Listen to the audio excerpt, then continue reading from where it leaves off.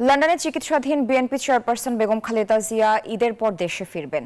তবে দেশে ফেরার দিনক্ষণ এখনো ঠিক হয়নি বলে নিউজ 24-কে জানিয়েছেন যুক্তরাজ্য বিএনপির নেতারা। লন্ডন ক্লিনিকের চিকিৎসকরা বাসায় গিয়ে খালেদা জিয়ার নিয়মিত ফলো আপ করছেন বলেও জানান তারা। খালেদা জিয়ার চিকিৎসা এখনো পুরোপুরি শেষ হয়নি। লন্ডনের বিশেষায়িত হাসপাতাল লন্ডন ক্লিনিকের লিভার বিশেষজ্ঞ অধ্যাপক জন প্যাট্রিক কেনেডির তত্ত্বাবধানে চিকিৎসা চলছে। চিকিৎসায় গঠিত মেডিকেল বোর্ড যেদিন বলবে সেদিনই দেশে ফিরবেন তিনি।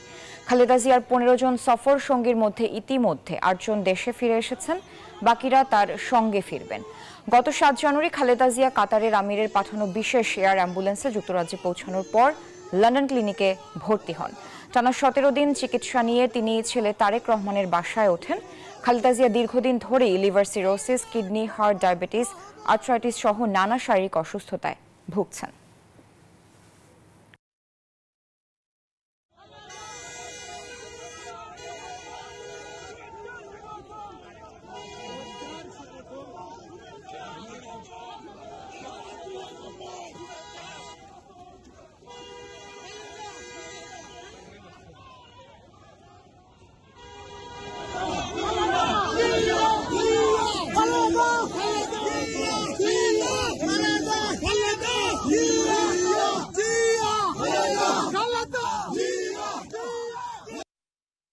আমরা ওনাকে অনুরোধ করেছি যে আমাদের সাথে এইবার ঈদটা করে যান।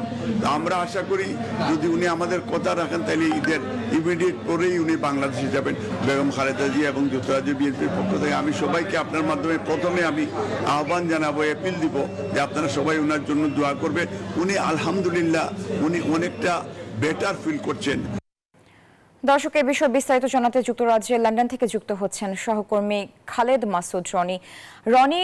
বেগম খালেদা জিয়ার শরীরের কি অবস্থা সেটি আমাদের সে সম্পর্কে একটু বিস্তারিত জানাবেন। পাশাপাশি দিনক্ষণ এখনো ঠিক হয়নি আমরা জানি, তারপরও কোনো ধারণা যদি আপনি দিতে পারেন এই বিষয়ে। পাশাপাশি তার দেশে ফেরা নিয়ে বিএনপি নেতাকর্মীরা কতটা উচ্ছ্বসিত সে সম্পর্কে জানাবেন।